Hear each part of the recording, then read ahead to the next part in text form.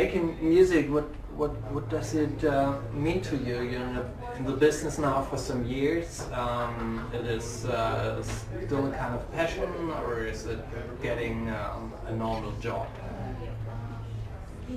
Well, there's elements of both. I mean, I think we've done a good job of making sure that making albums, we're focused purely on just following our instincts, doing what we love. And, you know, it's why we took a longer time to make the last album, because if you truly feel like music's your job, you could say, well, let's put out an album every 2 years. And we could never do that because we feel too passionately about what we're working on. It needs to be perfect. We need to feel good. But then, of course, once you make your album, then you do things that can occasionally feel job-like. You know, you don't always want to go on tour all the time. I mean, we have amazing times playing shows, but you know, to really go tour seriously and do other stuff, it does feel a little bit. It can feel repetitive. So, you know, it's certainly not like a typical job. And I think if the whole process felt like a job, we'd have to stop doing it. But then we do have certain responsibilities in some ways. Yeah, how does it feel to be the voice of a generation, or at least to be considered as the voice? To be the what? Voice of a Oh, generation. the voice. Of a generation. Yeah, it's and what does it say about this generation?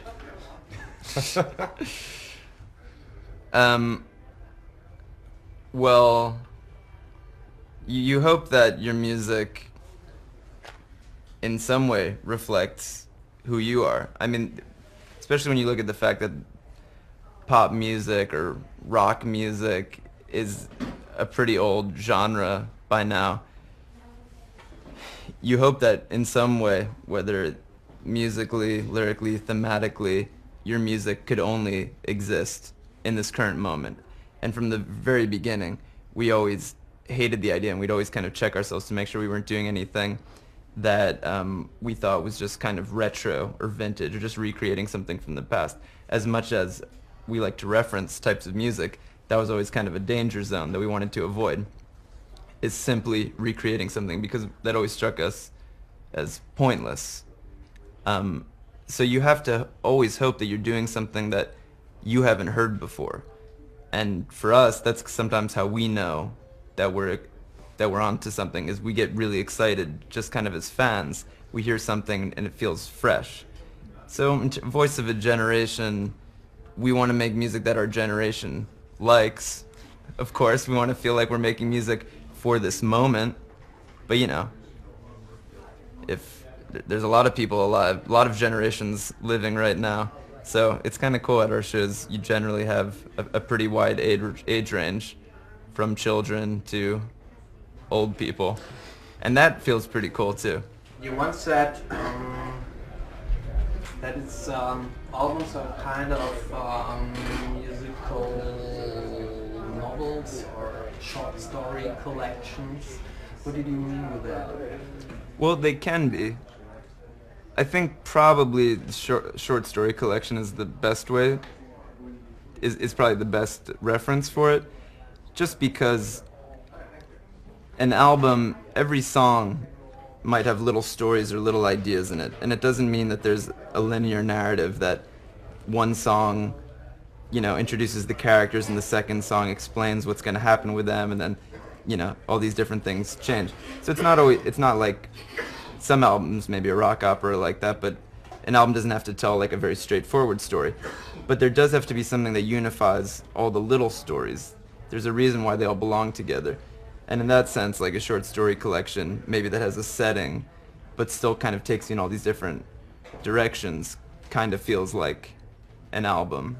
And there are like certain short story collections that I always kind of thought of as being album-like. You know, like I remember we had to read James Joyce's Dubliners in high school, and there's something about that immediately that I related it to an album. It made sense. You guys have a bunch of ideas in one song. So are you afraid of repeating yourself? Yes. Well, not afraid, but it's something that we're aware of. And when we make decisions, we think about, things we've done before, wanting to take it to the next level, not wanting to stay on a plateau. So it's definitely something that we think about, and it informs our decision making.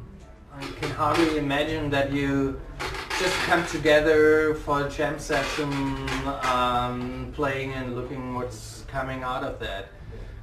What's the process of writing, of coming a song to life? Well, that's definitely true. We've never been much of a jam band. A lot of our ideas. Not that there's anything wrong with that. Yeah, not that there's anything wrong with being a jam band, and we can jam, but that's not where our songs come from. We've written songs in a lot of different ways, but generally it starts with somebody having a specific idea. So on the last album, for instance, I think every song either started with Rostam writing a piece of music. So obviously when you hear a piece of music, there's already a direction that it's going in, and then I might come in and start writing some lyrics and melodies on top of it. Yeah, in former times, being a band often meant rebellion, sex, drugs, rock and roll, and now everyone wears polo shirts, nerd glasses, and seems to be very adapted. So would you describe yourself as hipsters? Well, hipster is an interesting word, because I was thinking about it a lot. On the last trip we took, I was listening to Taylor Swift's last album on the plane, and she seems to have a real preoccupation with hipsters, and I think she feels like hipsters look down on her or something, and she clearly doesn't feel like she is a hipster. But it's one of those words, I mean, that very few people use to describe themselves. It's kind of a pejorative term. So if being a hipster means being a young first world person in your 20s who's interested in art and music and clothes and eating decent food or whatever, then probably we are hipsters, but then also so is Taylor Swift. So it's kind of unclear where you should draw the line. Increasingly, it feels a little bit meaningless. But in terms of the bigger picture of what you're talking about, like the kind of shift from rock and roll as a rebellious thing, if you're born in the 80s, grew up in the 90s and the 2000s, and you see these, weird old survivors of rock and roll, people who lived by a code of sex and drugs and kind of end up in some weird, kind of sad, old, pathetic place. The whole idea of this like glamorous, live fast, die young rock and roll thing, it's not appealing to anybody. So it would be crazy for us to kind of like hold on to some weird aesthetic ideals of our parents' generation. Also, I think you can find sex, drugs, and rebellion if you look closely. Our music is not without it. Yeah, three albums. What is it about? So when it started bright, it ends a little bit darker.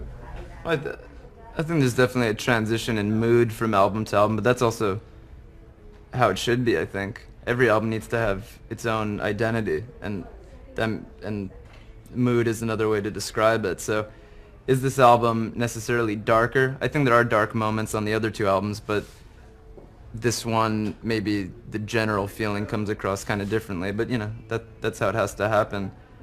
I think of the albums as a trilogy because there is a certain type of point of view that is throughout, even though the situation changes. The type of people, characters, point of view, that kind of stays consistent throughout them, even as the things change. So, like we were talking about before, an album is not exactly a novel because there's not exactly a story. But when you start to zoom out and you look from album to album, you do get a slight sense of the movement, passing of time, the way that the feelings change, the mood changes.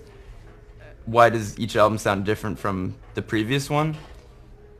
One reason is because, like we said before, we don't like to repeat ourselves. Repeating yourself is almost always a fool's errand because very few people can do it successfully, and it kind of feels like a waste of time. And then also just because you make each album in a different moment. You feel differently, you're interested in different things. you know, musically, thematically. So every album probably should in some way reflect the time in which you're making it.